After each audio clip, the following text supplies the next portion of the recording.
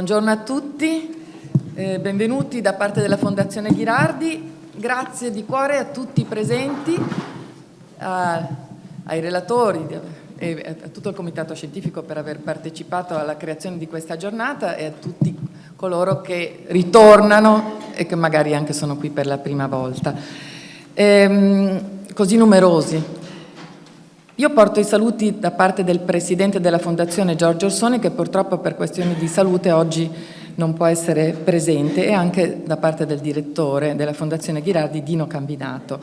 Benvenuti anche da parte della Regione Veneto, che dal 2005 è proprietaria di questa villa e che in accordo con la Fondazione consente di costruire, creare e ospitare diversi eventi. Prima di entrare nel merito della giornata dedicata alle orchestre sociali, un viaggio verso la rete, e siamo già al quarto convegno dedicato al potere trasformativo della musica nella società civile, spendo due parole proprio sulla Fondazione, che è nata nel 1986 per volontà di Giordano Emilio Ghirardi, docente di fisiologia umana e imprenditore farmaceutico, che già nel 69 restaurò questa villa, allora in stato di abbandono, e l'aprì al pubblico. L'obiettivo della Fondazione è la condivisione della conoscenza in ambito medico-scientifico, musicale, artistico, culturale e sociale, e accoglie e promuove idee e progetti all'interno di una programmazione annuale, realizzando simposi, convegni, tavoli rotondi, premi, borse di studio e concerti e festival. Ma veniamo alla giornata di oggi, dedicata al viaggio verso la rete delle orchestre sociali. Io sono, oltre che consigliera della Fondazione, sono Isabella Longo, sono referente per il progetto Orchestre Sociali. Il mio grazie sentito va alla dottoressa Annalisa Spadolini, che è presidente del Comitato Nazionale per l'Apprendimento Pratico della Musica per tutti gli studenti del Ministero dell'Istruzione e del Merito, che ha creduto in questo progetto fin dall'inizio e condiviso con la Fondazione l'entusiasmo per un percorso che era tutt'altro che scontato. L'idea del viaggio, perché questo è il nome del convegno di quest'anno, è stata fin da subito la metafora che ha unito tutto il comitato scientifico, cioè un percorso virtuoso fatto di tappe, di incontri, di confronti, di scambio di esperienze, di buone pratiche, ma anche di domande e a volte sì, anche di perplessità, perché essere inclusivi significa anche non essere dogmatici, mi passate il termine, ma essere accoglienti, sempre pronti al dialogo, purché l'obiettivo primario resti chiaro e condiviso, cioè una società più sana, più aperta a tutti, soprattutto ai più fragili.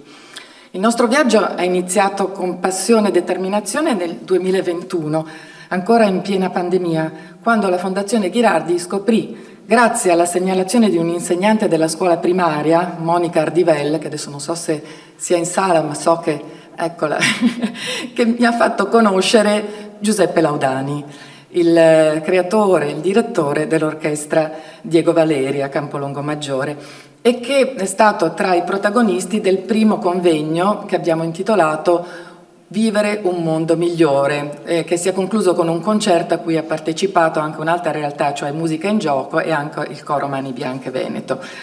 Poi nel 2022 nel 2023, scusate, il convegno intitolato Con la musica si può fare. Il numero di partecipanti è cresciuto, coinvolgendo nuove competenze, dando vita a un dibattito vivace da cui è emersa con forza la necessità di creare una rete fondata su finalità condivise.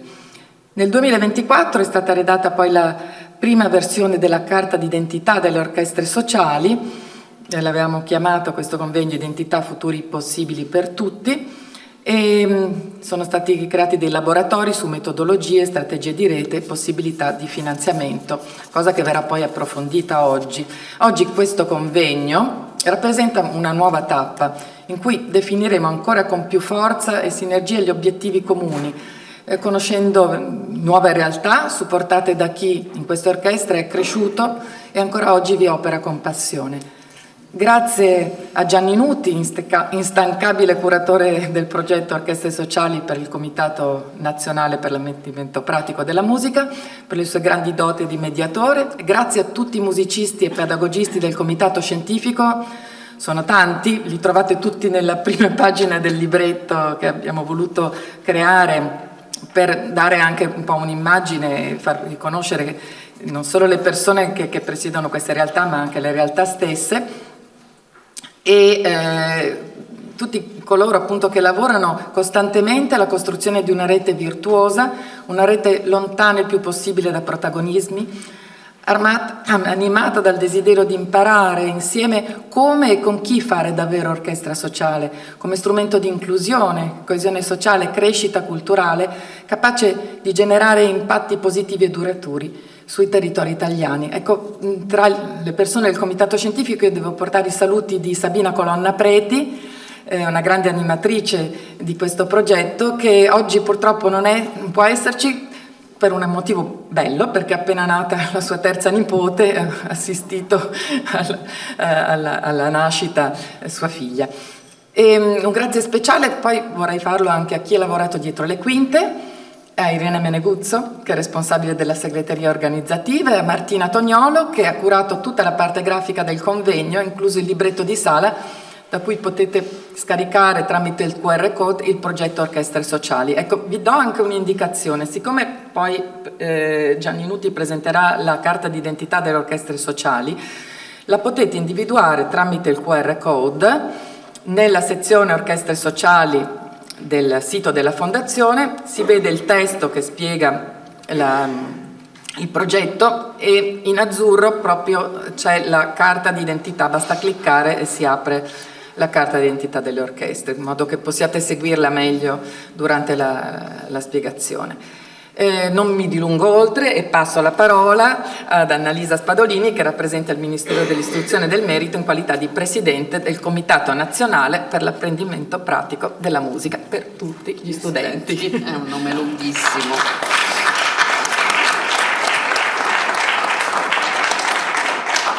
Bene. Allora, intanto ringrazio in primis la Fondazione Ghilardi, che da diciamo 4, ma in modo molto operoso da 3 anni ha proposto e sta portando avanti questo progetto importante insieme a noi, con la nostra collaborazione come Ministero dell'Istruzione e del Merito, Comitato, in particolare Comitato Nazionale per l'Apprendimento Pratico della Musica. Io sono molto contenta di vedere tante persone, perché mi ricordo che nel primo convegno non eravamo così tanti, e quindi questo popolo di orchestrali sta aumentando sempre di più, e anche la nostra conoscenza di tante realtà che non conoscevamo e che piano piano stiamo includendo per tutti i principi di cui ha già parlato Isabella Longo, che comunque ringrazio per il suo grandissimo lavoro di coordinamento. Non so se voi sapete, ma insomma il Comitato Nazionale per l'Apprendimento Pratico della Musica lavora all'interno del Ministero dell'Istruzione da circa 18 anni, è stato fondato, istituito dal professor Luigi Berlinguer, che ci ha lasciato 2 anni fa, e io ho preso il suo posto appunto da circa 2 anni, e il Comitato è stato recentemente rinnovato con decreto del Ministro Valditara, e è formato da illustri pedagogisti, docenti, dirigenti scolastici, ricercatori, ma anche grandi artisti, quindi è un gruppo un po' particolare all'interno di un sistema fortemente burocratico come quello appunto del Ministero, dell'amministrazione centrale, e che discute e funge un pochino da tramite e da collegamento fra le politiche governative e la parte amministrativa centrale del Ministero, quindi è un compito molto delicato, e il mio ruolo in particolare è un compito, diciamo, di natura sì, politica, possiamo dire, nel senso che io cerco di far dialogare questi 2 mondi che sono molto distanti a volte, ma devono lavorare in sinergia, e poi soprattutto di unirli al mondo della ricerca e del fare, dell'agire quotidiano di quello che accade nelle scuole. Siamo molto presenti anche come supporto alle varie progettualità in Italia che riguardano appunto la promozione della musica a scuola in ogni ordine e grado, a partire dalla scuola dell'infanzia. Abbiamo degli obiettivi che ancora non siamo riusciti a raggiungere in pieno, ma è questo per una mancanza di una continuità nei nostri governi. Come voi sapete, il governo italiano dura in media un anno e mezzo, 2, e quindi è sempre stato molto difficile ogni volta proporre, perché poi bisogna ricominciare sempre da capo.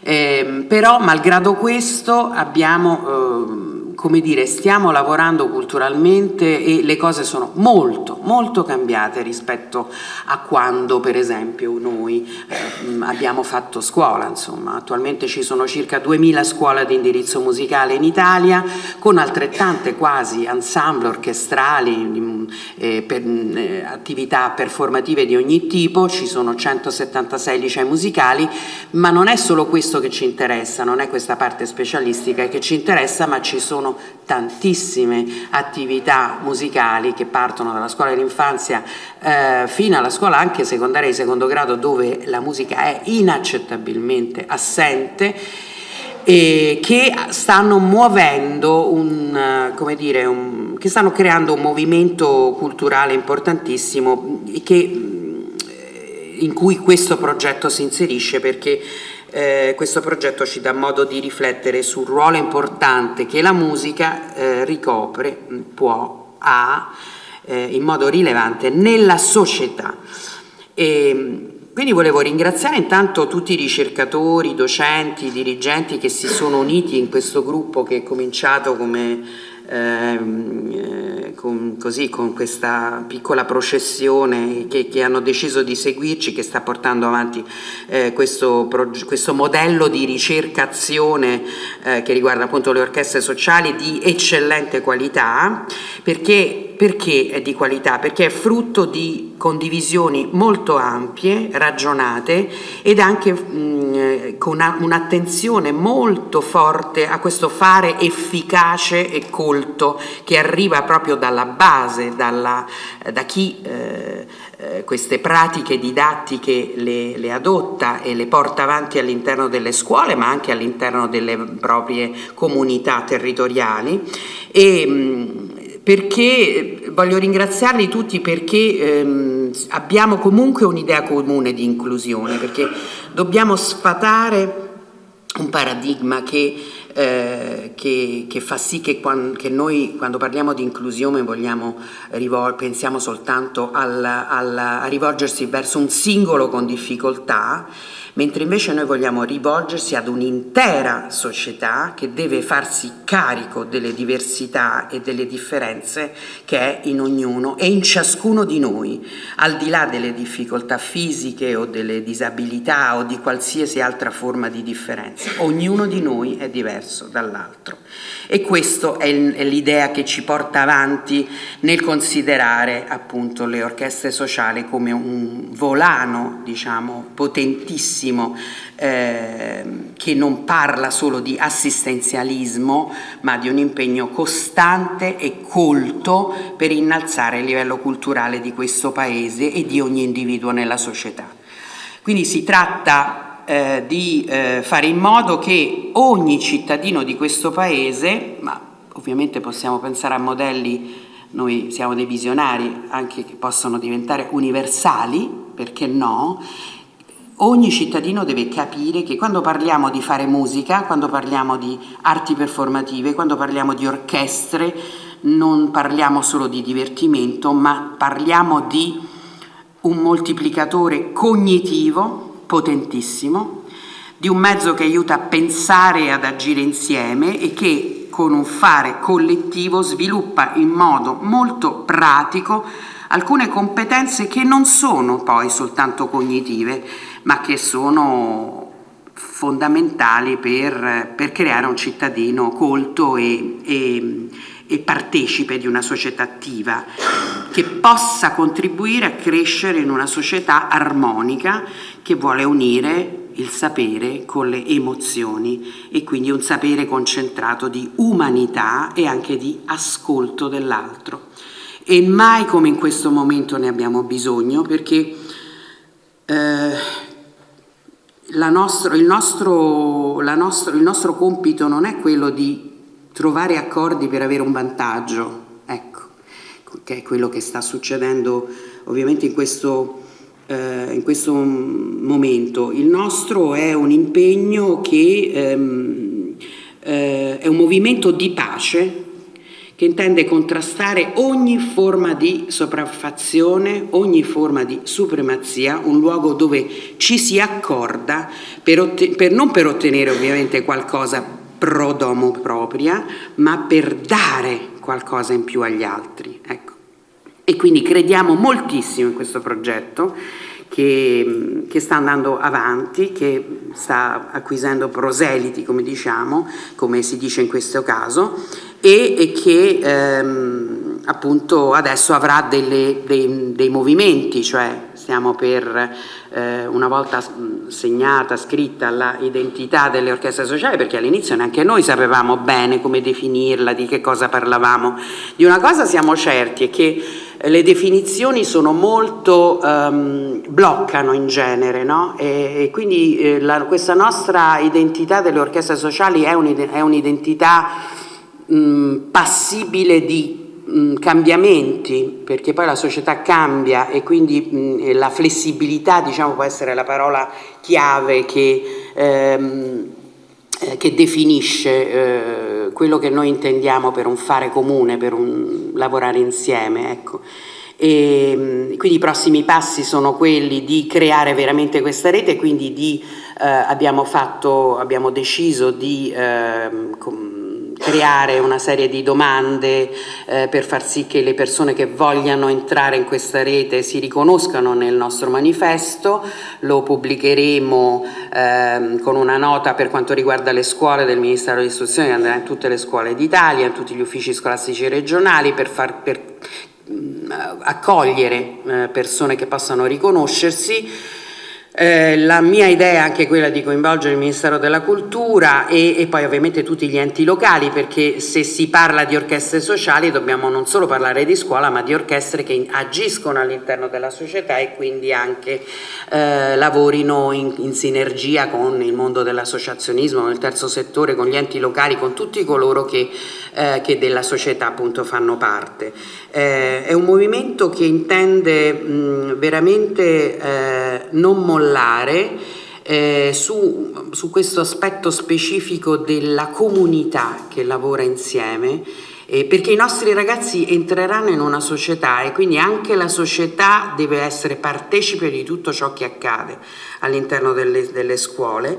Io ho imparato a non mollare perché ho avuto un grandissimo maestro che era il professor Luigi Berlinguer, che diceva tante cose che mi ritornano sempre in mente. È stata per me una crescita intellettuale incredibile, perché mi ha insegnato che i passi si fanno uno dopo l'altro, che non bisogna mollare mai, che bisogna resistere, che bisogna parlare con tutti, che c'è del buono in ognuno, e che mi diceva che tutto ciò che non è esplicitamente vietato è possibile, e che diceva in fondo una cosa che è scritta su uno di questi sassi di questa sala.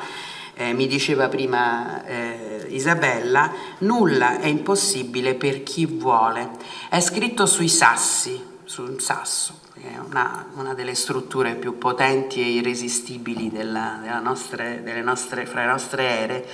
E noi vogliamo scriverlo appunto nella mente di chiunque voglia elevare questo paese, questa società, in modo che diventiamo veramente tutti un pochino più coscienti che siamo poca cosa all'interno del mondo, ma possiamo fare la differenza soprattutto se ci mettiamo insieme. Ecco, quindi queste sono le idee che ci spingono ad andare avanti. Abbiamo fatto già tanti passi, ognuno di noi fa una piccola cosa, ma sono attività in cui crediamo moltissimo, e quando un dirigente scolastico incontro mi dice: sì, vabbè, ma in fondo la musica Mi arrabbio moltissimo perché dobbiamo assolutamente sfondare questo pregiudizio che ci vuole solo guitti o persone che divertono, mentre invece il nostro compito, poi soprattutto all'interno delle scuole, è proprio quello di fare in modo che i ragazzi dialoghino armonicamente, si ascoltino e siano protagonisti attivi del proprio futuro da portare poi nella società.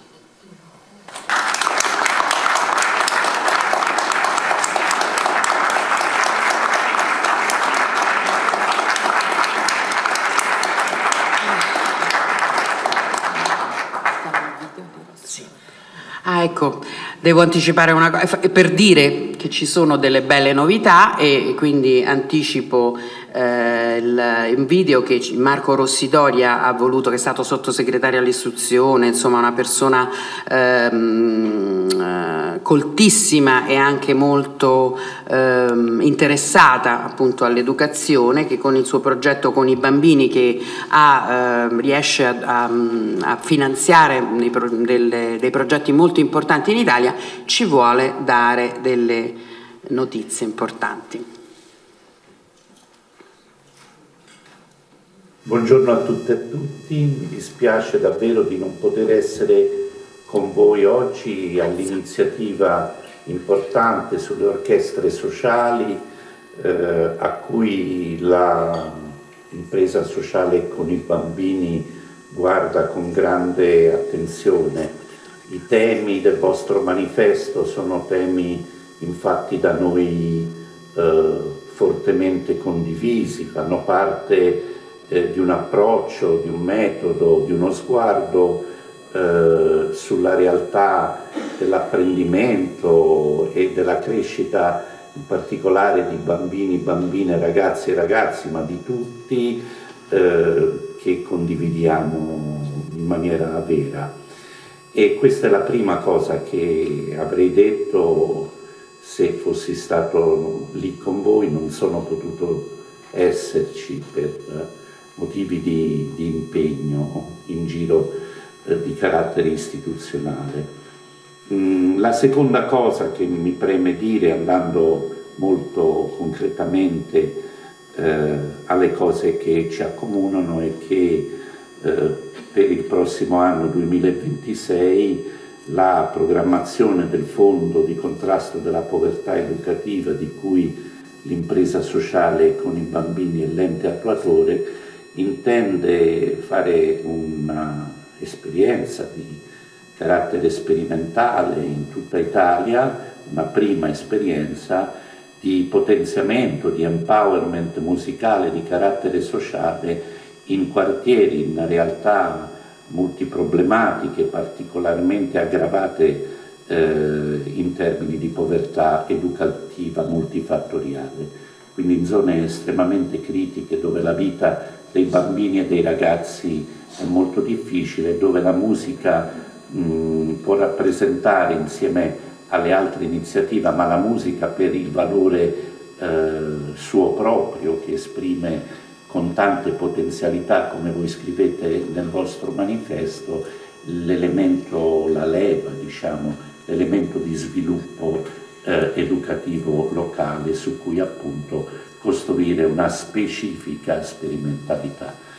Ecco, noi faremo questa cosa con un bando che vogliamo costruire come per tutti i nostri bandi. Lo costruiremo ascoltando con delle audizioni tutte le realtà che si stanno muovendo, che hanno l'expertise, le competenze necessarie per esprimere creativamente e anche diciamo con cognizione di causa, quindi nel merito, opinioni, suggerimenti, indirizzi da cui noi abbiamo da imparare, da apprendere. Quindi con molta umiltà, anche nel caso di questo bando che costruiremo appunto da qui a circa metà dell'anno prossimo, intendiamo naturalmente risentirci con voi e guardiamo fin d'ora questa vostra iniziativa, a cui appunto non sono purtroppo potuto venire, come un momento di importante elaborazione, confronto, riflessione che servirà anche a questo. Già nei nostri progetti, in tanti progetti finanziati dal fondo, la musica è un elemento che ritorna e che dimostra tutta la sua valenza in termini di potenzialità pedagogica, educativa, perché unisce generazioni, perché è fortemente identitaria, perché mette insieme identità diverse, anche persone, bambini, ragazzi, famiglie con diciamo background culturale e linguistico diverso, si riuniscono, si ritrovano e con la musica, attraverso la musica. E inoltre è una grande leva per la concentrazione dei bambini, per rafforzare in generale attraverso l'esperienza della musica la capacità di concentrazione, il metodo di studio, la collaborazione tra pari e inoltre è un fattore di promozione culturale dei territori, di attrazione e così via. Quindi questa leva già c'è in tanti nostri progetti, auspichiamo che con questo bando gli daremo ulteriore importanza e siamo molto contenti di poter oggi, grazie a questi lavori e domani in un confronto che ci sarà, in qualche modo collaborare con voi come esperienza importante delle orchestre sociali che rappresentano appunto qualcosa di cui si ha bisogno in un momento di difficoltà per tanti adolescenti, per tante famiglie, per tanti genitori fragili, per tanti bambini dopo il Covid, in questa situazione di orizzonti generali, globali, così incerta, in cui però bisogna fare le cose, bisogna farle bene e bisogna farle insieme. Quindi la musica e la gioia, voglio aggiungere, della musica deve entrare con sempre maggiore forza in questa prospettiva. Grazie e buon lavoro.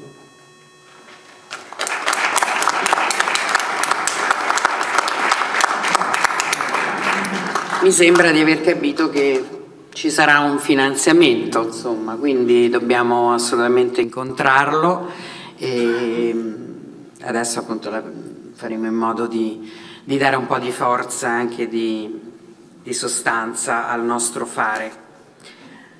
Allora, la parola vai a Gianni Nuti. Sì, magari ricordiamo il QR. Buongiorno a tutte e a tutti.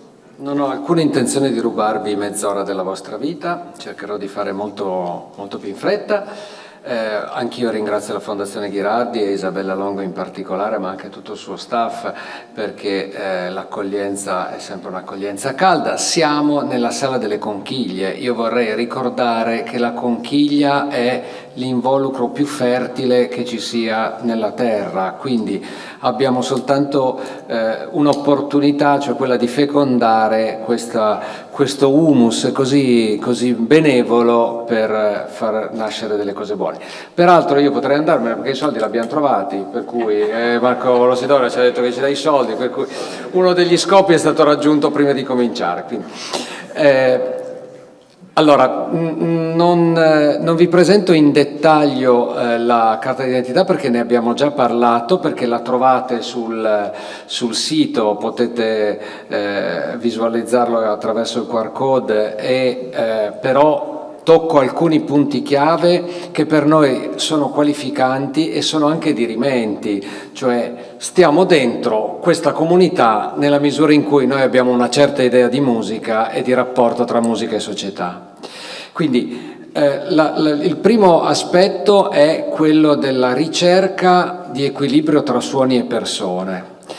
Quando parlo di equilibrio non parlo di equilibrio statico, ma è sempre in movimento, è sempre dinamico, siamo nel mare dell'esistere e il mare dell'esistere è anche turbolento, ci sono anche delle opposizioni, caro Beppe Laudani, e noi dobbiamo ammorbidire le spigolosità, dobbiamo far diventare la schiuma acqua e dobbiamo persuadere le persone della bontà del nostro lavoro e del nostro operare. Il concetto di bellezza, anche qui viviamo esperienze di bellezza, però la bellezza ha 1000 accezioni. Non stiamo parlando della bellezza classica, della bellezza delle perfezioni, della bellezza delle proporzioni, stiamo parlando della bellezza del vero e dell'intensa esperienza umana.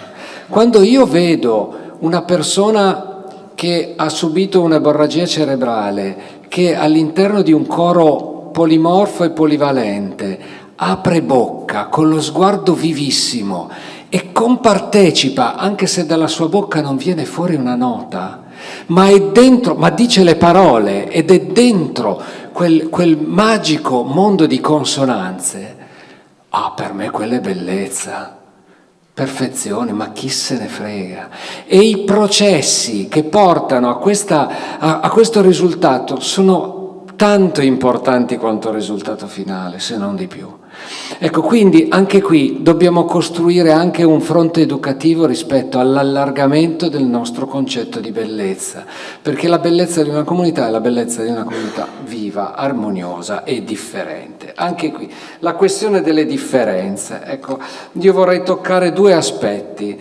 Il contrasto alle disuguaglianze e le pari opportunità, perché anche qui dobbiamo intenderci sui significati. Innanzitutto ci appelliamo all'articolo 3 della Costituzione, quindi rimuovere gli ostacoli. Rimuovere gli ostacoli alle disuguaglianze significa non avere sbarramenti, avere lo spirito dell'accoglienza di tutti, ma significa anche rompere le barriere che noi stessi ci facciamo rispetto alla relazione con l'altro e al modo di fare musica. Intendo dire, ne parlavamo stamattina con Andrea Gargiulo, a volte noi stessi, attraverso la celebre frase, qui faccio eco come i fratelli Gabrielli nella Basilica di San Marco, alla Presidente, non si può fare. Ecco, cioè il bordone è non si può fare, questa roba qui non si può fare. Ecco, il contrasto la ricerca delle pari opportunità vuol dire io, insegnante, per primo mi do l'opportunità di uscire fuori dagli schemi mentali che io stesso mi sono costruito nel corso del tempo. E questo ha creato una gabbia mentale dalla quale devo liberarmi. Lo faccio soltanto osando, avendo il coraggio di smantellare la mia rappresentazione della realtà. Questo è un processo di emancipazione e di liberazione. Lo faccio insieme ai ragazzi che molto spesso sono più avanti di noi, ma altre volte non hanno l'opportunità, e qui la pariteticità dell'opportunità, non hanno l'opportunità di fronte a uno strumento esprimersi liberamente. E questo è il valore, per esempio, della pratica dell'improvvisazione insieme ad altre pratiche didattiche che non rappresentano l'adozione o l'applicazione di sistemi predeterminati, ma nel qui ed ora costruiscono delle forme che sono per forza il risultato di un'interazione sociale. E quindi insegnano a stare insieme, a interagire insieme, a trovare quei punti dinamici di equilibrio che fanno della convivenza civile un'opportunità di crescita collettiva, oltre che individuale, appunto, come diceva giustamente Annalisa prima. Il luogo dell'orchestra sociale non è un luogo che nasce per il profitto. Questo non significa che non nasce per vivere, perché tutti hanno il diritto di vivere, ma non per il profitto, perché il profitto è uguale a performance o è uguale a produttività, mentre noi puntiamo alla crescita in forma cooperativa che rigenera profitto, cioè il profitto serve soltanto per essere generativo e non per accantonarlo egoisticamente, ma quando parlo di profitto parlo del profitto economico ma anche personale, cioè è tutto un gioco di offerta e riofferta di sé al mondo ed è l'unico modo per emanciparsi veramente e sentirsi liberi. Vedrete nella carta una marcatura rispetto ai patti di comunità. Deve essere questo un patto di comunità, quello che facciamo insieme tra le varie orchestre sociali, che mantiene la libertà delle singole individualità. Quando noi lavoriamo con gli enti pubblici dei territori, dobbiamo valorizzare ciascun ente pubblico, dare lo spazio che merita ciascun ente e valorizzare l'attu che ciascun ente può offrire al progetto, ma sempre con lo spirito di chi ha questa attenzione nei confronti della identità dell'altro. Le orchestre sociali, la carta d'identità delle orchestre sociali è pluridentitaria e questo deve rimanere, perché altrimenti diventiamo, e qui lo diciamo esplicitamente quando diciamo non promuoviamo copyright, non deve diventare una setta, non deve diventare un luogo soffocante e chiuso, deve diventare uno spazio di scambio. Questa è una delle occasioni, lo scambio di presenze, neanche di esperienze, di presenze. Ciascuno di voi esprime una presenza nel tempo e nello spazio che è significativa di per sé. Lo sguardo dell'altro la trasforma reciprocamente, per cui alla fine andiamo a casa tutti molto più ricchi di quanto non siamo arrivati qua. Questo deve diventare sistematico e in qualche modo organizzato, che non significa, anche qui, sclerotizzato, ma significa efficace, efficiente, quindi con la possibilità di sfruttare il nostro tempo nel migliore dei modi perché tutti abbiano delle opportunità in più rispetto a quelle che hanno nel loro singolo territorio. Io devo dire in modo un po' provocatorio, e l'ho anche detto a Isabella, io non vengo a un quinto convegno sulle orchestre sociali se non ci siamo organizzati in modo tale da dirci, primo, facciamo sì che tutte le occasioni e le possibilità normative da una parte e di possibilità di reclutamento di mezzi finanziari non l'abbiamo perseguite insieme, oppure ci siamo scambiati le informazioni che servono perché tutti nel proprio territorio possano dire io ho degli strumenti finanziari diciamo sufficienti per poter andare avanti. Non abbiamo un obiettivo, cioè quello di solidificare queste esperienze nel tempo, perché il grande rischio è che nascano e muoiano come entità che magari sono legate al carisma di una persona, allo spirito di iniziativa di due amici carissimi, e poi quando gli amici carissimi esauriscono le loro energie è finita l'esperienza. Dobbiamo dare continuità, per dare continuità bisogna strutturarsi e bisogna creare i vivai di chi viene dopo di noi. Anche questo va in qualche modo pianificato insieme. La dimensione della formazione, come noi amiamo la formazione continua e la formazione peer-to-peer, amiamo la formazione continua insieme, senza che arrivi Sant'Antonio e pontifichi. Qui c'è un patrimonio di ricchezze inestimabile, basta che ciascuno si senta in qualche modo investito della possibilità e della volontà di offrire generosamente quello che ha acquisito nella propria esperienza personale e quindi con la massima forma di cooperazione possibile. Quindi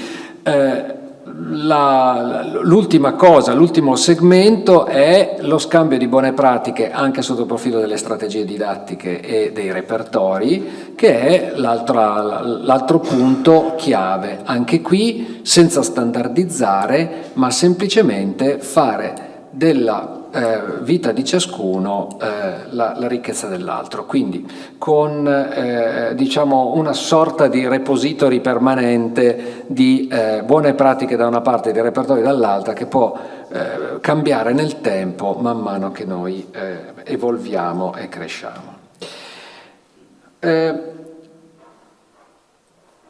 Credo di avere detto tutto quello che è contenuto all'interno della carta. Chiudo semplicemente dicendo questo. Noi ci siamo detti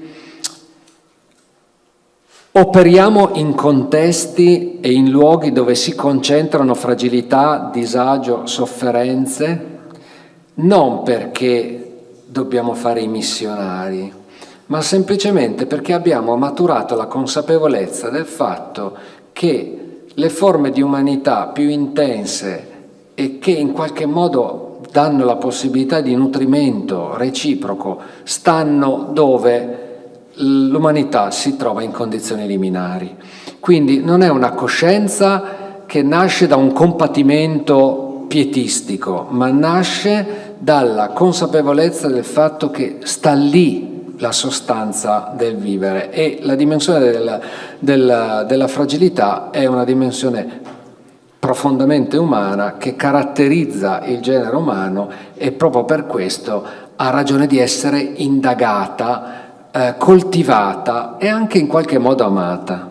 Ed è con questo spirito che possiamo far musica, sentendo il sentimento dell'altro nel nostro e il nostro nel sentimento dell'altro. Chiudiamo con una micro clip che Giuliana per noi ha elaborato insieme ad alcuni collaboratori e a Cosimo e Andrea, giusto, Andrea che ha dato il suo contributo musicale, ma adesso Giuliana ci spiega, ecco, che vorrebbe essere anche qui una prima proposta aperta di connotazione anche grafico-rappresentativa e simbolica della nostra esperienza di collettività.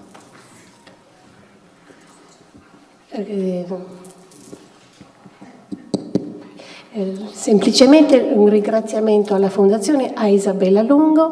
Adesso guardiamo la clip, sono 32 secondi, poi diciamo alcune cose. L'ha fatta con le sue mani Romina Zanon, che è artista visuale, è ricercatrice e docente di fotografia all'Università di Udine. È nata questa cosa da un progetto comune. Io insegno al Trinity College letteratura italiana e comparatistica, e poi lavoro nell'ambito delle carceri dove tengo laboratori di poesia, quindi magari dirò qualcosa dopo su questo, ma ora guardiamo la clip.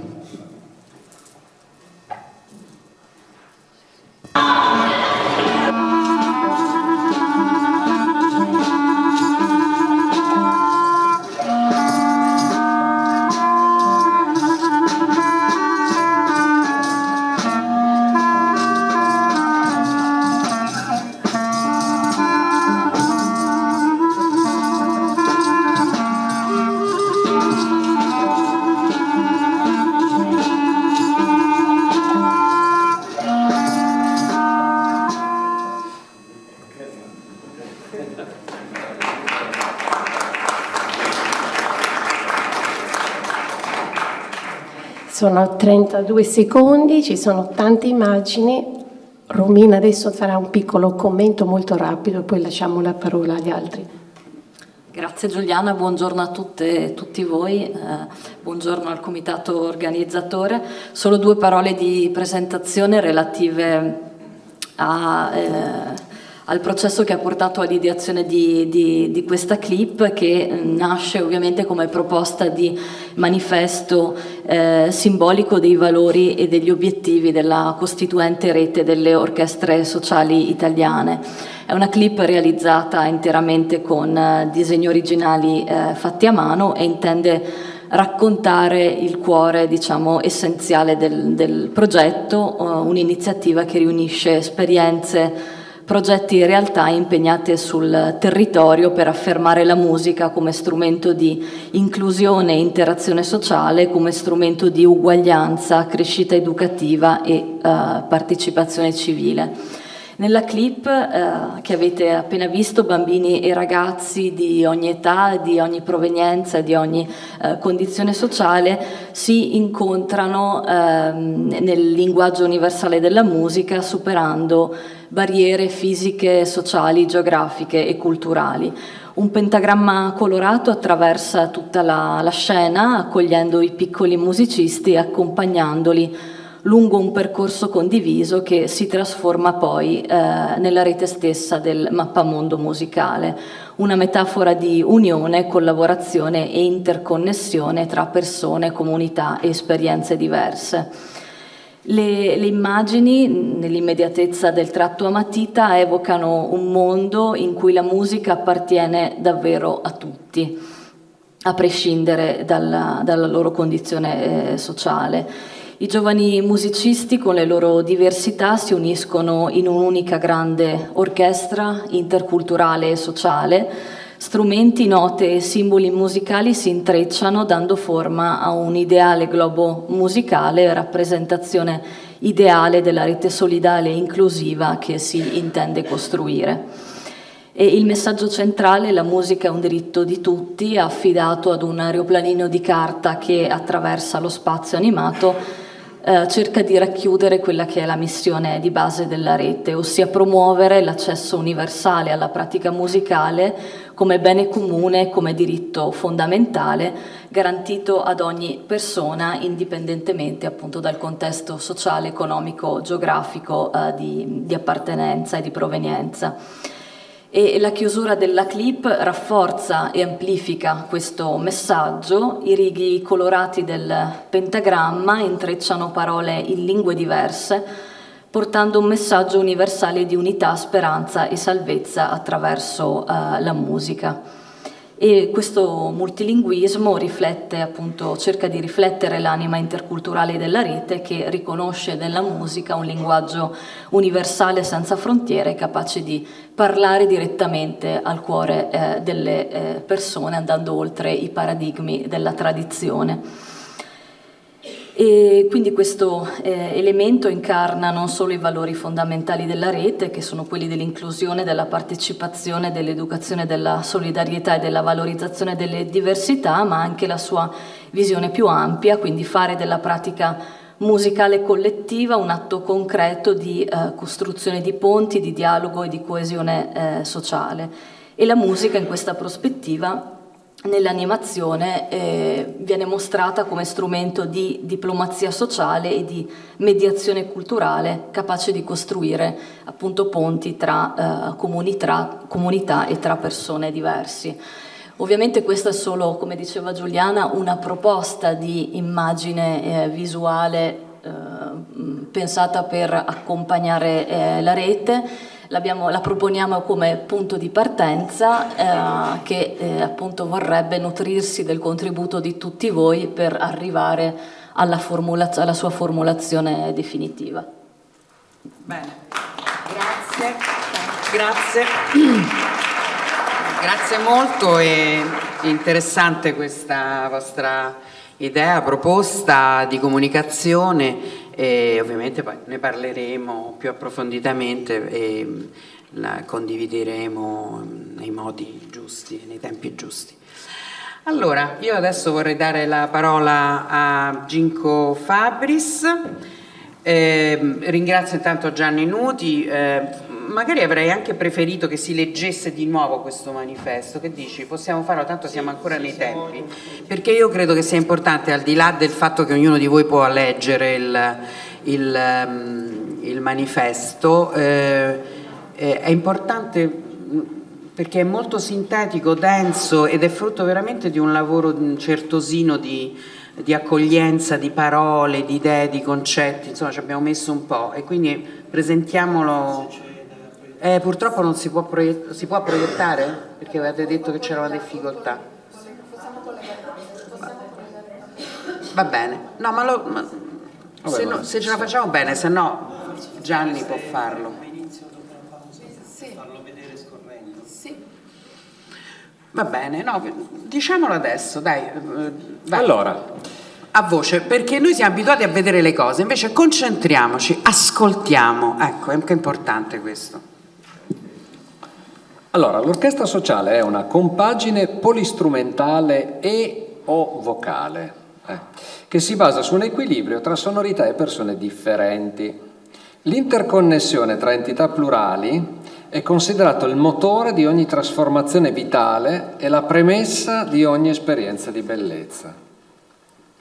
Opera in contesti educativi e sociali variegati, con particolare cura verso i luoghi in cui si concentrano fragilità, disagio e sofferenze, considerate condizioni privilegiate nelle quali sviluppare potenziali di crescita, vivere e far vivere esperienze umane di alto valore.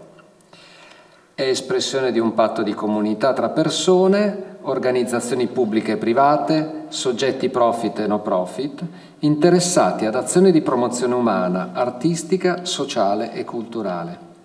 Riconosce il valore del volontariato, ma anche delle professioni artistiche, sociali ed educative. Considera fondamentale l'obiettivo trasversale di promuovere una coscienza del valore di appartenere a una comunità organica e attiva, esercizio pratico di cittadinanza autentica. Basa lo sviluppo della sua missione sulla ricerca continua di repertori, metodologie e strumenti di lavoro flessibili, innovativi, adattabili a contesti differenti, senza dogmatismi, metodi standardizzati e rigidità disciplinaristiche, perseguendo con ogni mezzo la qualità estetica ed espressiva dei prodotti musicali come manifestazione concreta di un benessere collettivo. Qui c'è molta grecità, cioè il buono, il bello e il vero. È una realtà collettiva in cui si riconosce una leadership, ma si promuove parimenti una costante cooperazione tra pari. Anche qui c'è un'idea di società, dove nessuno nega il fatto che qualcuno abbia più spiccate capacità di catalizzazione, di coesione, ma dall'altra parte nessuno viene lasciato indietro. Organizza o promuove una formazione iniziale e continua dei suoi operatori, integrando elevate competenze musicali, tecnico-strumentali con conoscenze e competenze pedagogiche e socio-educative, prediligendo strategie didattiche attive, laboratoriali e in situazione. Anche qui c'è un'idea di insegnante, che non è soltanto il tecnico, non è soltanto il teorico, ma è colui che alimenta pensiero e azione in modo circolare. È accessibile a tutte le persone in condizioni di fragilità e non, il principio dell'inclusione per antonomasia, situazioni economiche, sociali, di attitudine, senza competenze musicali o con competenze pregresse eterogenee. Quindi no esami di ammissione, non selezione a priori, non l'idea che prima c'è qualcosa di propedeutico e poi c'è qualcosa di successivo. Aboliamo la propedeutica musicale nel mondo. Non promuove copyright, è un sistema aperto, in continua evoluzione, pronto a valutare e accogliere nuove proposte organizzative, nuove strategie didattiche, capace di alimentare approcci liberi e diversificati e di arricchire il panorama delle possibilità nelle quali musica e promozione umana siano dimensioni pienamente integrate. Ecco, sembra, come dire, una cosa pleonastica, un concetto pleonastico, ma in realtà molto spesso abbiamo visto la musica andare in direzioni diverse rispetto a quelle della promozione umana. In primo luogo di chi la musica la incarna e la fa, che non si è autopromosso umanamente, ma è diventato un servo della tecnica strumentale piuttosto che del successo e dell'autoaffermazione superficiale di sé, piuttosto che della promozione umana, che coinvolge sempre qualcun altro e non è soltanto un fatto egocentrico. Basta. Giusto. Bene.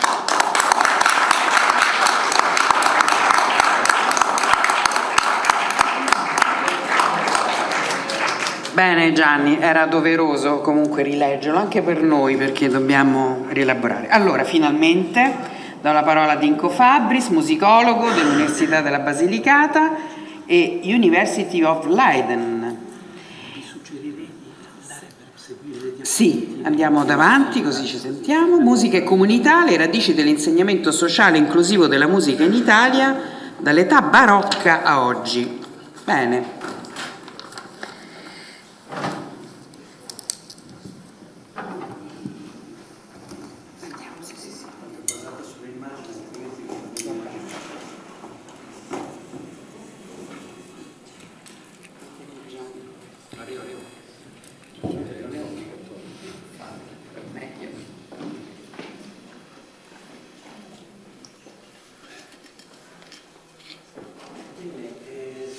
Davvero grato al comitato scientifico che ha voluto proporre la mia presenza, a Isabella Longo che mi ha accolto con tanta generosità e non so se sarà esattamente quello che vi aspettavate, per cui la figura del musicologo è una figura avvolta da strane idee, soprattutto negli ambienti accademici, no? Quando i nostri colleghi, non pensando che siamo storici, ci chiedono «Ah, bene, che strumento suoni?»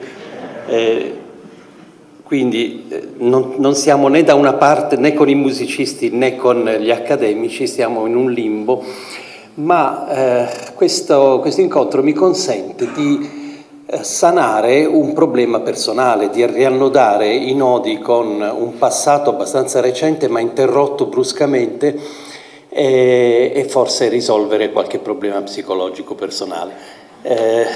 Infatti da ieri sono in uno stato di ebbrezza e di felicità nel vedere tanti amici, ritrovare tante persone che avevo frequentato intensamente, da quando nel 2010 Claudio Abbado aveva voluto la mia presenza nel gruppo dei fondatori del sistema delle orchestre e cori giovanili e infantili in Italia,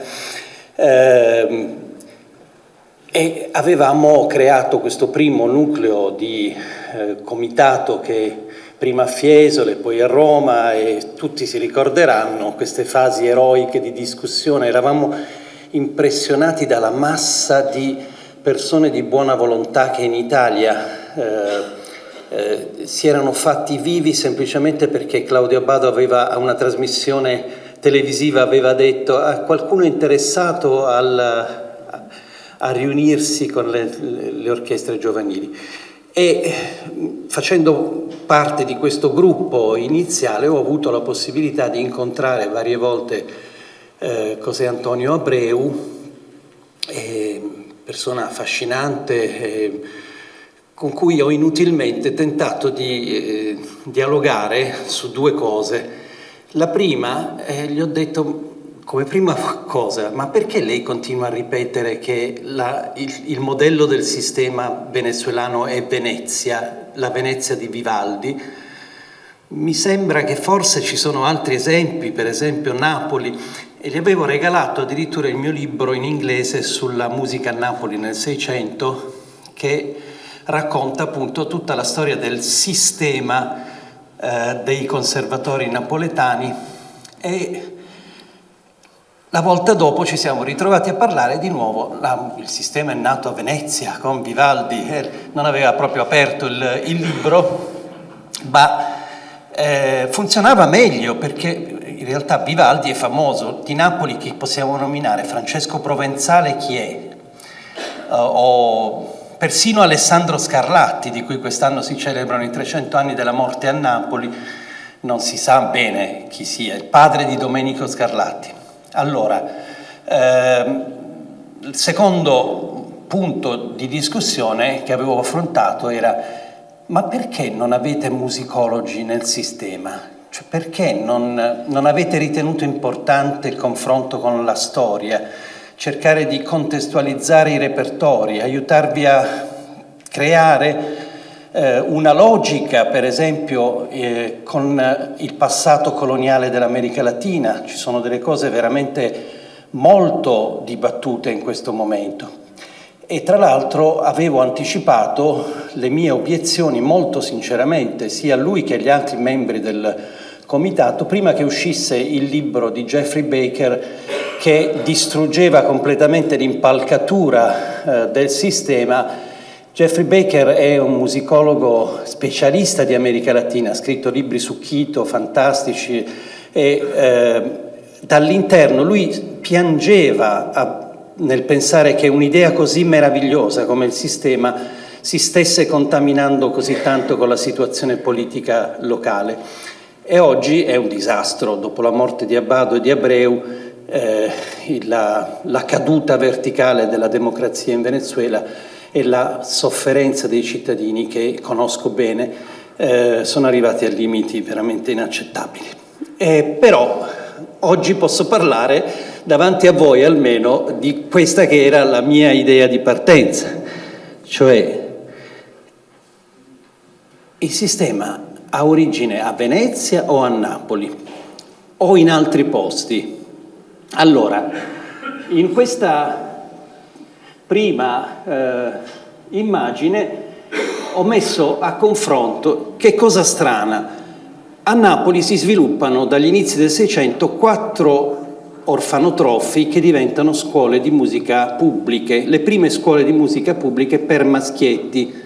A Venezia dal Seicento si sviluppano 4 ospedali che sono sempre in origine, non tutti, uno solo era un orfanotrofio, gli altri erano case di accoglienza per in gran parte bambine, ma anche bambini, anche maschi, e quindi abbiamo questa situazione assolutamente speculare. Nello stesso modo, dalla stessa origine, le scuole di musica pubbliche nascono in Italia da un'idea di accoglienza, di carità, di fare qualcosa per salvare bambini dalla strada. Meraviglioso. Non solo a Napoli e Venezia, anche in Sicilia, per effetto dei contatti con il viceregno napoletano, si hanno molto presto degli esempi simili, con un conservatorio che addirittura sarebbe l'antenato dell'attuale conservatorio Alessandro Scarlatti, e poi ci sono altre scuole in Italia che si sviluppano prima del 1800, sempre su base sociale. Dall'800 in poi ci sarà un'esplosione, soprattutto, come dirò alla fine, da quando arrivano i francesi con le truppe napoleoniche che portano un cambiamento epocale.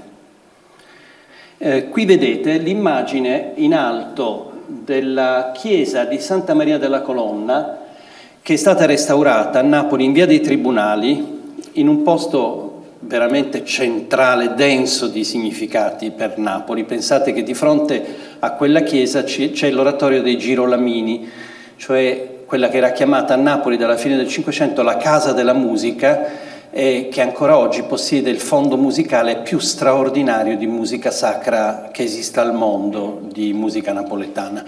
E quella chiesa lì settecentesca in realtà è la sopravvivenza del primo conservatorio della storia, perché a sinistra si vede quella porta nera, era la porta del Conservatorio dei Poveri di Gesù Cristo, una entità nata alla fine del Cinquecento, quando uno stranissimo personaggio che si chiamava Fra Marcello Fossataro, dopo aver visto a Roma che cosa facevano i padri filippini che raccoglievano i bambini, li portavano negli oratori e li facevano cantare per imparare il catechismo, ma in realtà era tutto un sistema che funzionava perfettamente.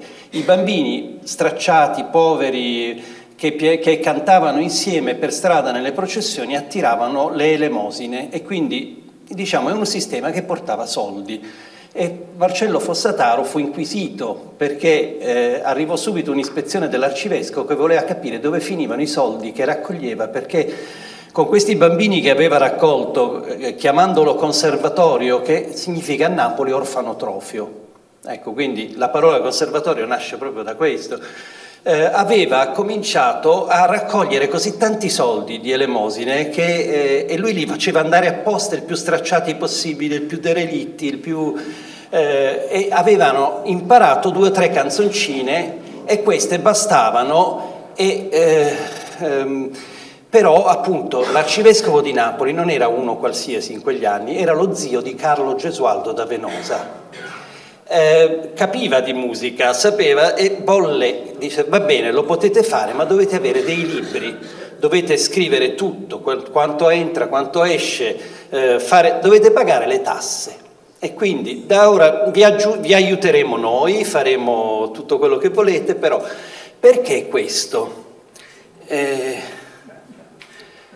Perché Napoli nell'epoca vicereale era divisa in 2 governi. In pratica c'erano gli spagnoli che avevano il controllo militare, vedete verso il mare, tutti il sistema di fortezze, a partire dal Castelnuovo, che si chiama Maschio Angioino popolarmente, il Castel dell'Ovo, in alto il Castel Sant'Elmo, tutta questa rete di castelli, e poi il Palazzo Reale accanto al castello, sempre giù, da cui il viceré Pedro de Toledo aveva costruito la via Toledo, che serviva a dividere le guarnigioni degli spagnoli. I quartieri che oggi si chiamano spagnoli erano per i soldati spagnoli, 3.000 soldati vivevano lì per controllare militarmente che non ci fossero le rivolte, e quindi c'era tutto questo controllo di potere militare spagnolo, ma la Chiesa era il vero governo della città popolare. Intorno al Duomo, che ho segnato con la parte rossa più grossa, c'è il Duomo al centro, un sistema di chiese divise in una maniera veramente così funzionale, si chiamano parrocchie maggiori, poi parrocchie minori, sono 94 parrocchie già alla fine del Cinquecento, e non a caso i 4 conservatori antichi che si sviluppano, su 10 orfanotrofi che c'erano, 4 si sviluppano dalla fine del Cinquecento, si orientano a insegnare solo la musica. Perché? Perché nel Seicento succede una cosa stranissima.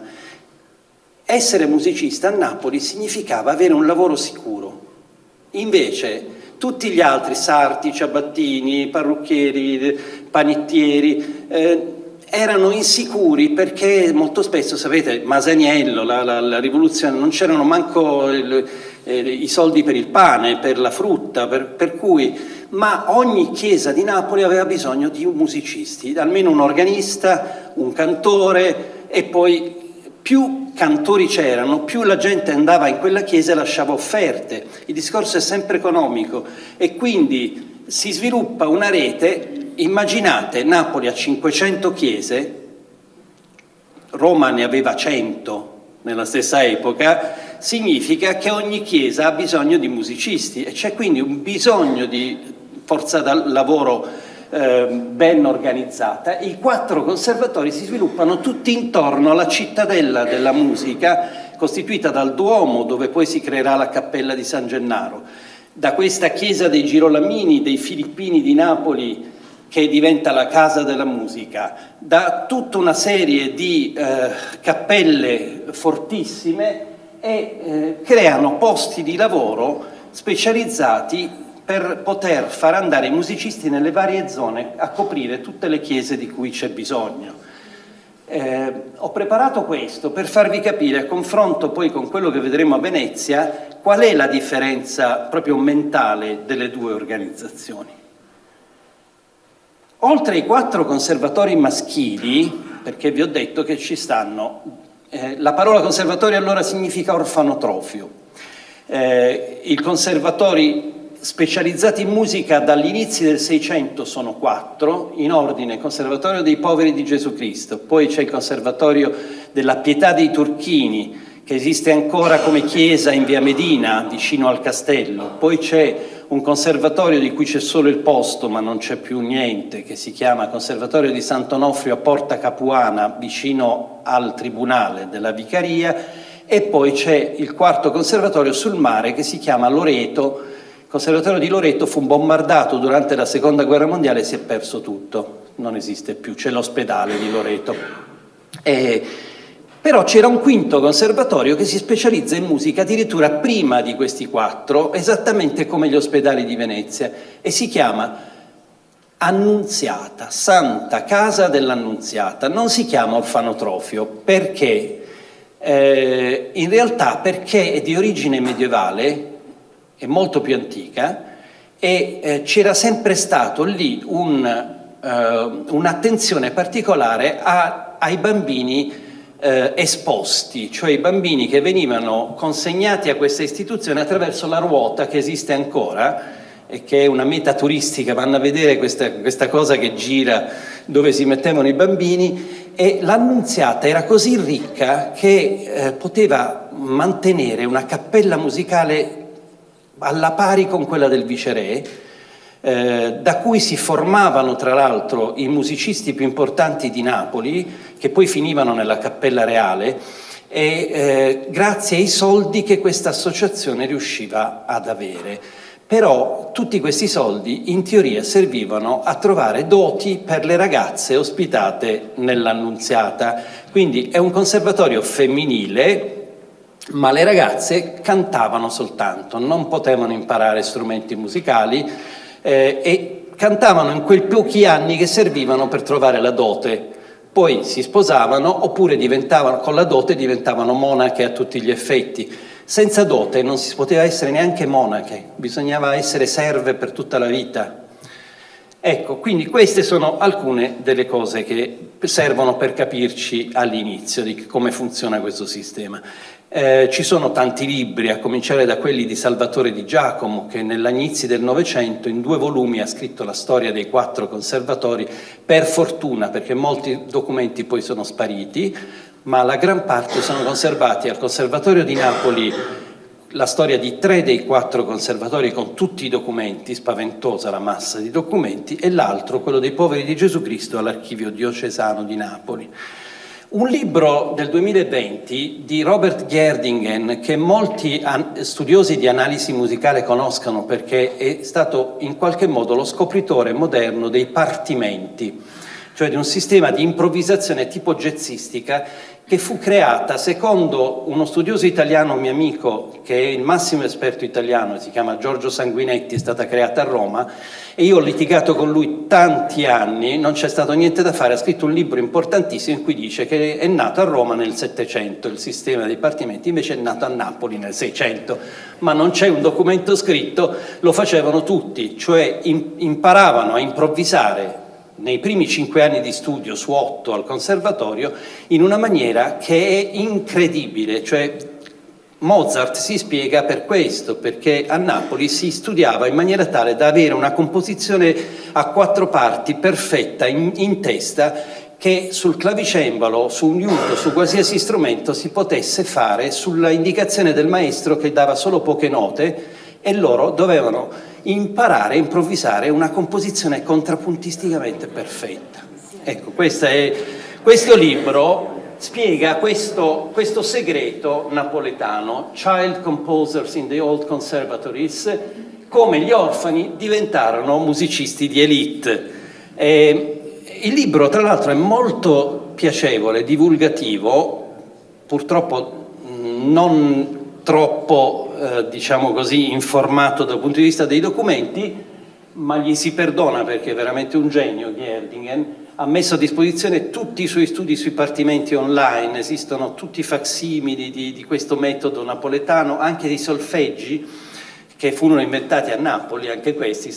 Vedete, il sistema funzionava che i ragazzi entravano e imparavano prima il solfeggio, poi i partimenti e poi sulla tastiera cominciavano a studiare il contrappunto, che è la vera musica. Si faceva solo dopo 5 anni. I primi 5 anni solo improvvisazione. E i 4 conservatori avevano delle vesti di colore diverso perché, siccome i soldi che loro portavano ai loro istituti dipendevano dalle processioni in città, quindi per farsi riconoscere chi cantava meglio aveva le tuniche di colore diverso nelle processioni. Altro che tutti uguali, che sistema egualitario, avevano una competizione spaventosa continua, non era proprio il mondo ideale, soltanto i migliori dei migliori raggiungevano i risultati, le posizioni più alte. E io appunto nel mio libro, uscito nel 2007, poi ristampato da Routledge a New York nel 2016, ho cercato di spiegare che esisteva a Napoli un sistema, e questo sistema è terribilmente camorristico, mafioso. Cioè, quando si capì che fare un musicista era un lavoro sicuro, quasi quanto quello di fare il sacerdote, quindi i più furbi facevano i musicisti e prendevano anche gli ordini religiosi, così erano sicurissimi di sopravvivere in un mondo difficilissimo, dove carestie, peste, fame, una città di 400.000 abitanti, la più popolosa dopo Istanbul del mondo di allora. Però c'era la possibilità di entrare in uno dei 4 conservatori.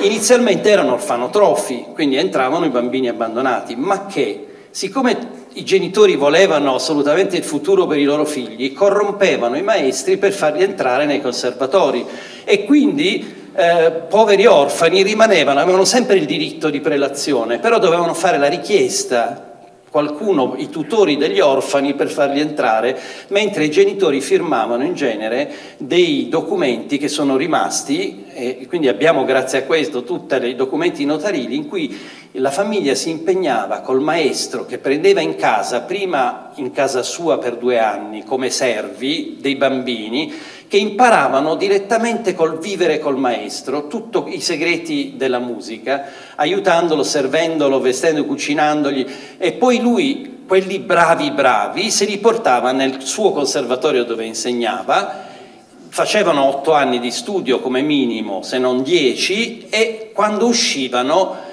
nel contratto era scritto che avrebbero versato il 10% di tutti i guadagni futuri al maestro che li prendeva.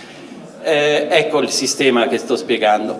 Però questo sistema ha funzionato. Pensate che in ogni conservatorio c'erano solo 3 maestri di musica, uno per gli strumenti a fiato, uno per gli strumenti a corde e il direttore del conservatorio che faceva composizione, canto e tastiera. Questi maestri, che si facevano contratti con 50, 100, 200 allievi durante la loro vita, vivevano come nababbi, e soprattutto uno che era il maestro dei maestri, che contemporaneamente era maestro in 2 dei 4 conservatori, vice maestro della Cappella Reale, maestro del Tesoro di San Gennaro, maestro del Duomo, Filippini, aveva tutti gli incarichi possibili e immaginabili nella città. E che cosa facevano questi maestri? Quest'uomo si chiamava Francesco Provenzale, è stato il musicista più ricco della storia di Napoli, prima di quelli, diciamo, dei neomelodici di oggi, era più ricco di Lully in Francia, no? Cioè lui guadagnava 120 ducati al mese dal suo lavoro vero, e però poi regala alla moglie un giorno un diadema da 3.000 ducati. Quindi aveva 2 schiave in casa, che esistevano gli schiavi a Napoli e nelle altre città, e cosa fa? Appena finiscono gli studi sistema tutti i suoi allievi nei posti di lavoro. Quindi è chiaro che, avendo il potere della città sotto mano, piazzando questi, guadagna il 10% senza fare niente, tanto che poi lo accusano alla fine della sua vita piuttosto lunga di ripetere sempre le stesse musiche, di non scrivere più musiche nuove perché non ce ne aveva bisogno, cioè viveva proprio benissimo. Allora, questo spero che abbia reso l'idea di da dove nasce la scuola napoletana, cioè quella che invade tutto il mondo, perché a furia di avere tanti studenti, ogni anno nei 4 conservatori ne entrano 100 a ciascuno, nuovi allievi, che finiscono gli 8 anni di studio o 10 e poi devono trovare lavoro. Questo sistema di trovare lavoro nelle varie chiese, cappelle, funziona fino al 1700. Tutto il 600 funziona benissimo, perché sono 500 chiese, la Cappella Reale, le altre cappelle, confraternite, cioè ce n'è dappertutto, ma a un certo punto finiscono, sono troppi. Ho calcolato che sono 4.000 musicisti agli inizi del 700 che devono trovare lavoro, e dove lo trovano? Cominciano ad andarsene in giro per l'Europa, cioè escono fuori, soprattutto i castrati, che sono la punta, quelli proprio più preziosi, poi gli strumentisti e i compositori. Tutti questi trovano lavoro immediatamente perché si chiamano napoletani. Appena si presentano nel mondo trovano lavoro. In qualsiasi parte, arrivano in America Latina, in Russia, si spargono dappertutto e diventa un mito la musica di Napoli, grazie a un sistema di produzione industriale di fenomeni, perché oltre a essere raccomandati ad avere questo sistema commerciale dei maestri, in realtà erano bravissimi. Per loro scrivere un contrappunto doppio, fare cose, era la cosa che facevano i primi anni di studio, cioè non ci voleva niente improvvisare qualsiasi cosa e scrivevano velocissimamente, sbaragliavano tutta la concorrenza. Venezia. Su Venezia ci sono dei libri preziosi che ci dicono tutto sugli ospedali veneziani. Le attività nell'ospedale del Settecento di Pier Giuseppe Giglio del 2006 è un librone con un CD-ROM pieno di documenti della Olsky che ha cambiato la nostra prospettiva, spiegando esattamente come funzionavano i 4 ospedali, di cui, ripeto, uno solo accoglieva veri orfani, gli altri accoglievano soprattutto donne pentite di cattiva reputazione con le loro bambine o i loro bambini. Ecco perché ci sono anche i maschi. Però solo le femmine studiavano negli ospedali musica, i maschietti venivano messi a studiare le arti materiali, fabbri, falegnami, panettieri, eccetera, perché al contrario a Venezia c'erano poche chiese, pochi posti di lavoro e c'era invece bisogno di molta manodopera coi commerci. Quindi anche lì è una questione commerciale se fare o no il musicista, cosa che dovrebbero pensare anche coloro che continuano a invogliare a tenere aperti tanti conservatori in Italia, invece di pensare a un livello un po' più alto per pochi conservatori e poi diffondere invece le scuole popolari di musica, che sono un'altra cosa. A sinistra c'è un libro che invece è addirittura una histoire sociale des hospedali di Caroline Giron-Pannel, con cui ho discusso a lungo. Lei sostiene che Venezia sia venuta prima di Napoli e che i napoletani abbiano copiato il modello di Venezia, ma va benissimo, è vero che storicamente noi abbiamo documenti dal Cinquecento che attestano che c'erano musicisti negli ospedali veneziani, che sono creazioni tra l'altro medievali anche quelle, trasformazione durante la Controriforma in attività caritatevoli pubbliche, quindi con processioni, con eccetera eccetera, però il sistema veneziano funziona solo a partire dal 1634, da quando si hanno documenti sulla presenza di maestri che insegnano davvero alle putte, alle ragazze che sono nei 4 istituti, la musica in maniera professionale, in una maniera altissima, perché si capisce che anche lì per poter guadagnare abbastanza doti, per potersi sposare, come l'Annunziata di Napoli, per potersi oppure monacare, le ragazze devono poter far valere le proprie doti, gli skills musicali e quindi il caso Vivaldi è un caso che arriva dopo. Prima di Vivaldi ci sono altri grandi maestri, dopo Vivaldi ci saranno tanti altri grandi maestri che fanno questo, cioè fanno risultare questa cosa meravigliosa delle voci che si sentono dietro le grate degli ospedali, delle chiese, con gli strumenti musicali più incantevoli, perché lì, a differenza di Napoli, gli strumenti musicali sono anche insegnati alle ragazze, ma nessuno le vede e quindi in realtà il fascino di questo ascolto fa sì che molti giovani dell'aristocrazia o della ricca borghesia decidano di chiedere in moglie, non so, la cantante o la suonatrice di fagotto o di flauto che avevano sentito, che andavano a sentire. Questo è l'indice del libro di Caroline, che è incredibile. Guardate, ve lo faccio vedere solo quanto è lungo l'indice, quante cose ci sono, e la cartina di Venezia, il famoso pesce, rispecchia esattamente la situazione di Napoli, cioè qui non abbiamo un'opposizione di poteri, abbiamo un solo potere che è quello ducale, il doge con tutto il suo consiglio, che ha sede però dove c'è il potere religioso, cioè la Basilica di San Marco. E quindi qui si sommano le due cose e i 4 ospedali sono tutte e 4 in quadrilatero intorno alla Basilica di San Marco e soddisfanno le richieste delle 4 zone della stessa isola, quindi non sono dispersi in posti casuali. La Pietà, abbiamo gli incurabili sulle zattere di fronte alla Giudecca e poi nella parte più nord San Lazzaro, i mendicanti e i derelitti. a differenza di Napoli, tutte e 4 le istituzioni veneziane sopravvivono e anzi sono meravigliosamente accoglienti dal punto di vista artistico. C'è la Sala della Musica dei Derelitti, che è uno spettacolo, per esempio. La Pietà è un luogo dove vanno i turisti a vedere lì dove c'era Vivaldi.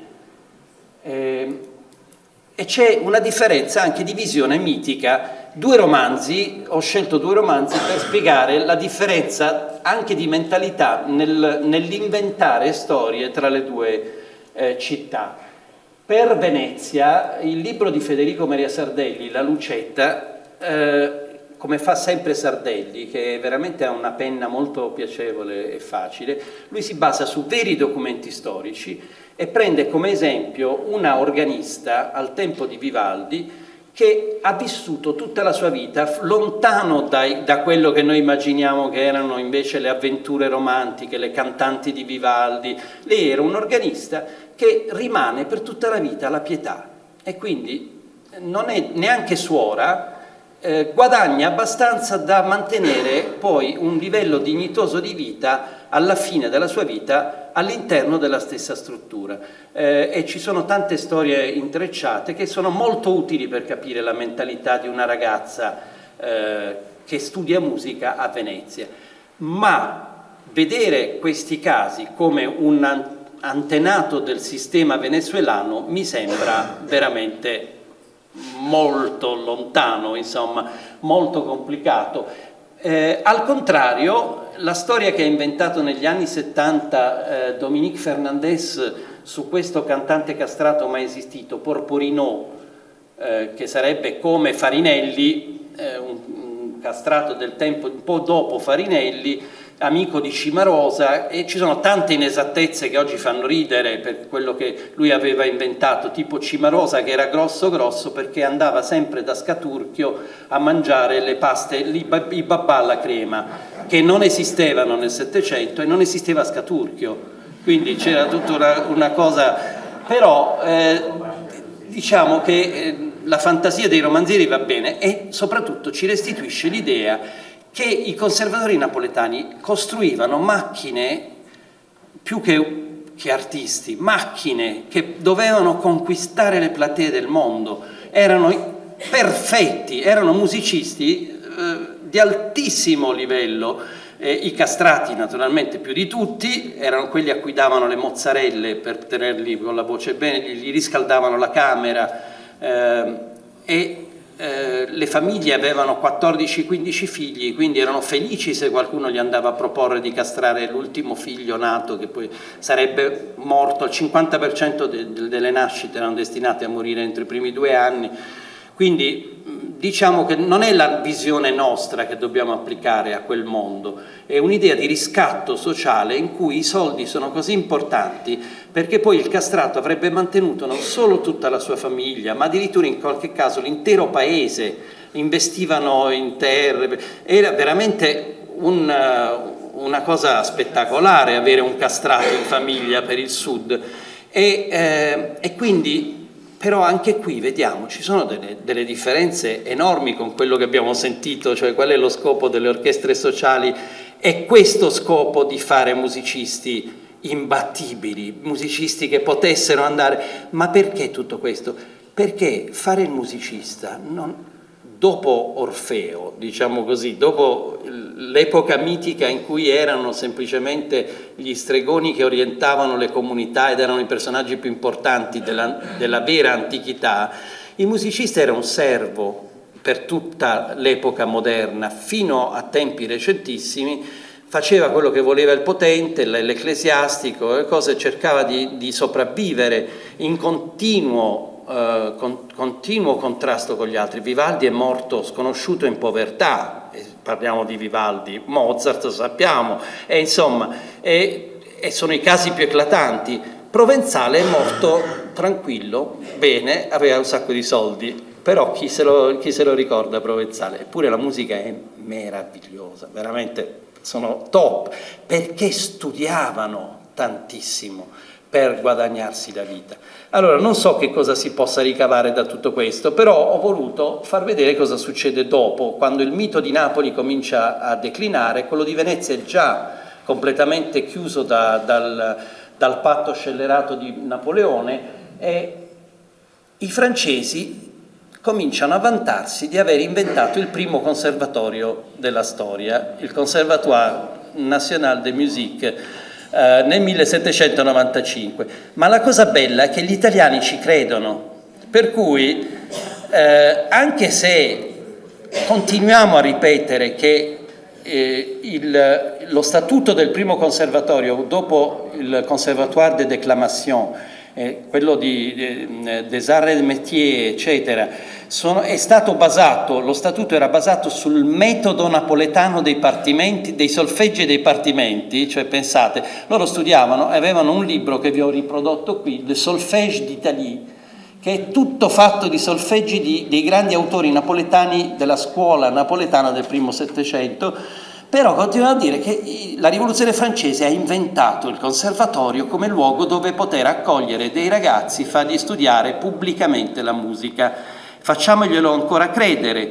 Milano diventa, vedete, il primo conservatorio in Italia a questo punto, nel 1807, anche se quello di Napoli, che i francesi riaprono col nome di Real Collegio di Musica nello stesso anno 1807, è in realtà l'ultimo sopravvissuto dei 4 conservatori del 600, che erano diventati 3 nel 1743, poi 2 alla fine del 700, poi 1, il Conservatorio dei Turchini all'inizio dell'800. Quindi l'attuale Conservatorio di Napoli in realtà è l'erede diretto dei conservatori di fine 500, quindi è l'unico caso nel mondo di una struttura che è veramente rimasta palpitante, tanto che ha tutti gli archivi, compresa la biblioteca del Conservatorio di Napoli, che è la biblioteca di musica classica più importante, più ricca del mondo, 1 milione di libri di musica, solo di libri antichi.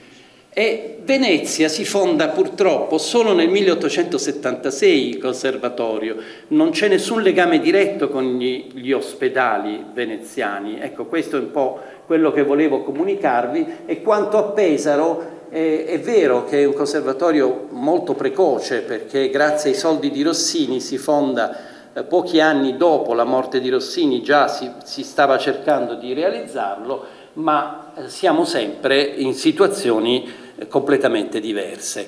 La modernità porta a una nuova idea di conservatorio.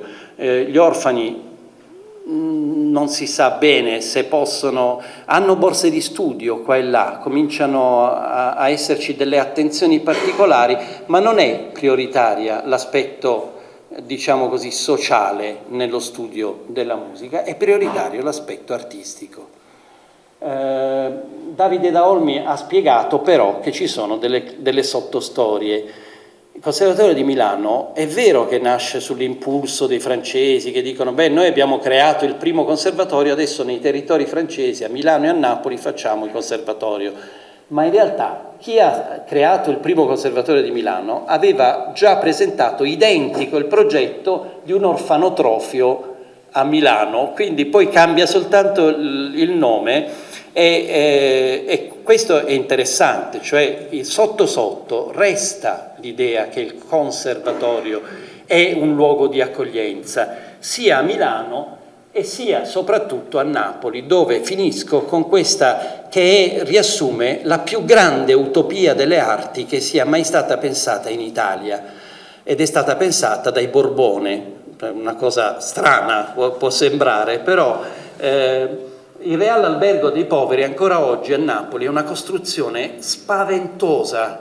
Cioè, immaginate Villa Contarini 10 volte più grande, con lungo Via Forie, la parte esterna che porta verso l'aeroporto, era periferia per Napoli. Già da Carlo di Borbone, 1751, c'era il sogno di accogliere in un albergo gratuitamente tutti i poveri del meridione che volessero andare a Napoli.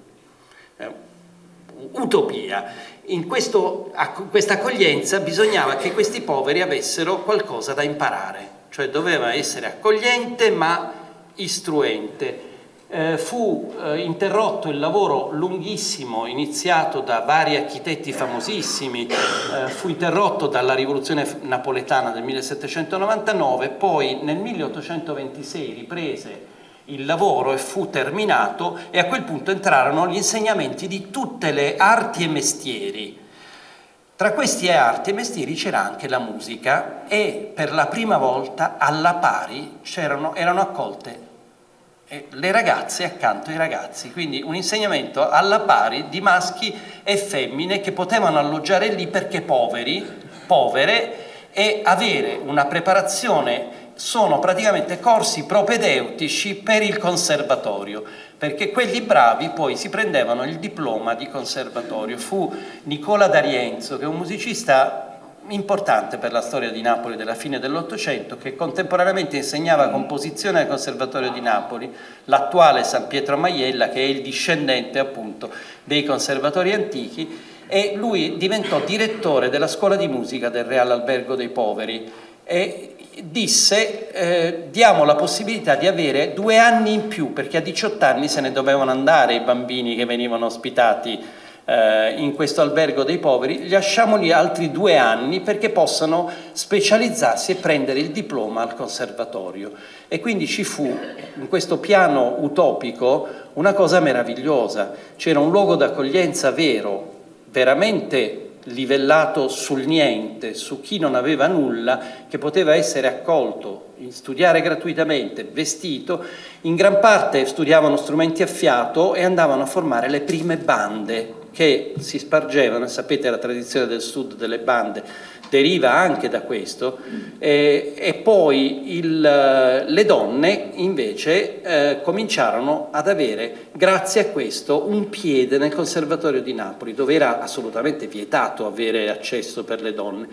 Nella seconda metà dell'Ottocento primi casi, pianoforte, canto. Poi Emilia Gubitosi, la prima donna ammessa al Conservatorio di Napoli a studiare composizione, fu la prima donna in Italia ad avere un diploma di composizione nel 1902, e poi insegnante di conservatorio a Napoli, e la creatrice dell'associazione Alessandro Scarlatti, che era nata per diffondere la musica di Scarlatti del Settecento, con questa coscienza di un'unità nel tutto. Vi lascio con questa lettura. Esistono testi sulla presenza femminile nei conservatori, finalmente. Quello di sinistra è un articolo di Rosa Cafiero molto importante sulle apprendiste di canto e accompagnamento, la formazione musicale delle donzelle a Napoli, e poi quest'altro libro, Nobilissime allieve, che spiega la presenza femminile nella musica. E vi saluto con questo.